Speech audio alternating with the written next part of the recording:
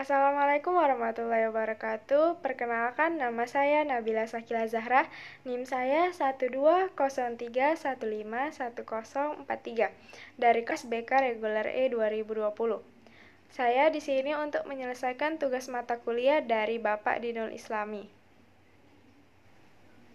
Bismillahirrahmanirrahim. Pertama-tama marilah kita panjatkan puji dan syukur kepada Allah Subhanahu wa taala yang masih memberi kita nikmat yang banyak, sehingga dengan nikmat-nikmat itu kita masih bisa melaksanakan perintahnya dengan baik. Salawat serta salam semoga selalu tercurahkan kepada junjungan kita, yakni Nabi kita, Nabi Muhammad Sallallahu Alaihi Wasallam, keluarganya beserta para sahabatnya. Semoga kita semua mendapatkan syafaat dan mendapatkan petunjuknya hingga hari kiamat nanti. Pada kesempatan kali ini saya akan menyampaikan secuil pengetahuan mengenai ikhlas. Mungkin teman-teman sekalian sudah pada tahu ya apa itu yang dinamakan dengan ikhlas. Sering orang mengartikan ikhlas itu adalah dengan melakukan sesuatu tanpa mengharapkan imbalan apa-apa.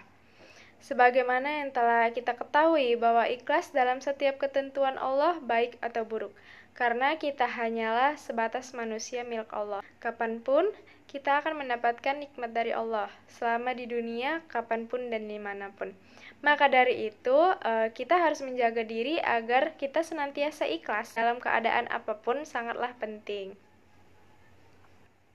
Secara bahasa, pengertian ikhlas artinya membersihkan atau bersih, jernih, suci dari campuran dan pencemaran, baik berupa materi ataupun inmateri. Secara istilah, pengertian ikhlas adalah membersihkan diri, membersihkan hati, supaya menuju kepada Allah semata. Dengan kata lain, dalam beribadah, hati tidak boleh menuju kepada selain Allah. Jadi, ikhlas adalah suatu sikap yang menjadikan niat hanya untuk Allah Subhanahu wa taala dengan melakukan amalan ketaatan. Dalam agama kita, ikhlas adalah melakukan sesuatu karena Allah Subhanahu wa taala. Ikhlas sendiri terdapat dalam kehidupan kita sehari-hari. Contohnya, ikhlas dalam bekerja, ikhlas dalam beramal, ikhlas dalam mengajar, ikhlas dalam beribadah, dan lain-lain. Nah, apabila kita masukkan dalam konteks ibadah, maka ikhlas berarti melakukan ibadah karena Allah Subhanahu wa taala. Bukan yang lain, bukan karena ingin dipuji, bukan karena ingin terlihat soleh, tapi benar-benar semata hanya karena Allah Ta'ala.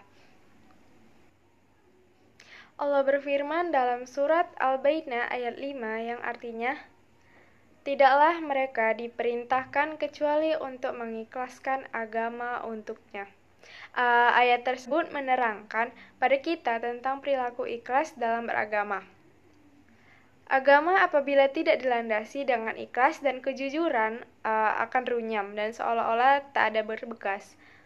Orang sibuk mementingkan kepentingan dirinya sendiri tanpa sedikit pun menyempatkan agama dalam prioritas hidupnya.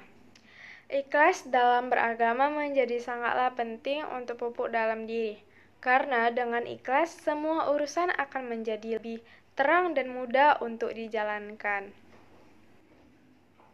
Ikhlas juga menjadi lebih penting untuk dipraktekkan karena setiap amalan yang kita lakukan tidak sah di mata Allah apabila tidak tanpanya atau tidak ikhlas. Para ulama telah membagi ikhlas dalam 3 tingkatan. Yang pertama, tingkat ikhlas yang tertinggi adalah ikhlas akwas al-kawas.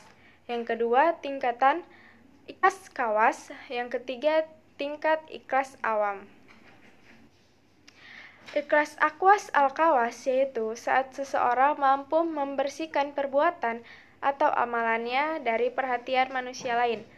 Dia beramal seakan tidak ada yang diinginkan dari ibadahnya selain menjalankan perintah Allah dan melakukan hal penghambaan. Dia melakukan itu semua tidak didasari mencari perhatian manusia, baik berwujud permintaan, pujian, harta, dan sebagainya. Yang kedua ada tingkatan ikhlas kawas, adalah orang yang melakukan perbuatan karena Allah agar diberi bagian-bagian di kehidupan akhiratnya. Contohnya adalah meminta dijauhkan dari siksa api neraka dan termasuk sebagai penghuni di dalam surga dengan menikmati berbagai macam kelezatannya. Ada pamrih, namun pamrihnya untuk kehidupan setelah kematian. Yang ketiga ada tingkatan ikhlas awam. Ikhlas awam yaitu orang yang melakukan perbuatan atau amalan karena Allah agar diberi bagian duniawi. Misalnya, orang beribadah untuk mencari kelapangan rizki dan terhindar dari hal-hal yang menyakitkan. Ada beberapa penerapan ilmu ikhlas dalam beribadah. Yang pertama, ilmu ikhlas dalam syahadat. Ilmu ikhlas dalam syahadat ini, Nabi Muhammad SAW bersabda, "Tidaklah ada satu jiwa pun yang meninggal dalam keadaan bersyahadat, La ilaha illallah, dan aku adalah Rasulullah, yang itu semua kembali kepada hati seseorang mukmin yang dari lubuk hatinya, kecuali Allah akan memberi ampunan kepadanya." Hadis riwayat Ahmad Ibnu Majah. Yang kedua, ilmu ikhlas dalam sholat. Sebagaimana yang disabdakan Nabi Muhammad SAW, tidaklah ada seorang muslim yang berwudu dan membaguskan wudunya, kemudian menegakkan sholat 2 rakaat dengan menghadirkan hati dan wajahnya ikhlas, kecuali wajib bagi dia untuk masuk al-jannah. Hadis riwayat Muslim. Yang ketiga, ilmu ikhlas dalam berzakat. Zakat akan mengajari bagaimana kita harus dilandasi dengan rasa ikhlas. Sebelum menunaikan zakat, di antara konsekuensi kejujuran seseorang adalah hendaknya dia benar-benar ikhlas karena Allah Subhanahu wa taala dalam amalannya tersebut. Yang keempat, ilmu ikhlas dalam puasa Ramadan. Ketika menjalani puasa Ramadan, tentu kita akan belajar bagaimana menahan haus dan lapar sepanjang hari. Ilmu ikhlas adalah dasar penting untuk dalam menjalankan ibadah puasa.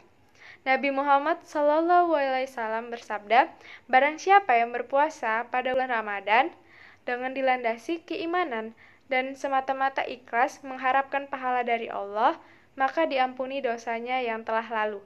Hadis riwayat Al-Bukhari Muslim. Yang kelima, ilmu ikhlas dalam ibadah haji. Haji merupakan sebuah amalan mulia jika kita telah mampu dan dapat menjalankannya. Nabi Muhammad SAW bersabda, "Barang siapa yang menunaikan ibadah haji semata-mata ikhlas karena Allah, dan dia tidak melakukan perbuatan kotor dan dosa dalam hajinya tersebut, maka dia kembali dalam keadaan seperti pada hari dia dilahirkan oleh ibunya, suci dan bersih dari dosa." Hadis riwayat Al-Bukhari Muslim. Dalam hadis yang diriwayatkan oleh Imam Muslim dalam kitab Sahih Muslim, diceritakan tentang suatu perkara yang akan terjadi nanti pada hari akhir di hadapan Allah Subhanahu wa taala. Nanti di hadapan Allah ada seseorang hamba yang ditanya oleh Allah, "Apa yang telah kamu lakukan di dunia, wahai hambaku?" Ia menjawab, "Saya berjuang dan berperang demi Engkau ya Allah, sehingga saya mati syahid." Allah berkata, "Dusta kamu, sebenarnya kamu berperang bukan karenaku, melainkan agar disebut orang yang berani. Kini kamu telah menyandang gelar tersebut." Kemudian Allah memerintahkan agar dia dicampakkan dan dilempar ke neraka. Cerita tersebut adalah contoh orang yang beribadah dengan tidak ikhlas dan mengharapkan selainnya. Kisah ini menjadi tamparan keras bagi kita yang masih sering beribadah atau melakukan sesuatu bukan karena Allah. Semoga kita termasuk orang-orang yang Allah lindungi kita dari hal-hal seperti itu. Amin. Hadirin yang dirahmati oleh Allah, dalam beramal, ikhlas menjadi ukuran sebesar apa pahala yang akan kita dapatkan. Semakin ikhlas seseorang dalam beramal, maka semakin besar pula balasan yang akan diterima. Semakin murni karena Allah dia melakukan sesuatu, maka semakin bernilai pula amalan itu di sisi Allah Subhanahu wa taala. Maka latihlah diri kita untuk bersikap ikhlas di dalam segala hal. Setelah kita memahami isi dari berlaku ikhlas, maka marilah kita mulai memupuk dan melatih diri kita untuk ikhlas dalam segala hal. Sehingga apa yang telah Rasulullah siratkan dalam hadis-hadisnya tidak terjadi pada kita. Amin. Mungkin sekian dari saya, semoga apa yang telah saya sampaikan bisa bermanfaat bagi kita semua. Terima kasih atas perhatiannya, mohon maaf atas segala kekurangan. Wabillahi taufik walhidayah. Wassalamualaikum warahmatullahi wabarakatuh. Terima kasih.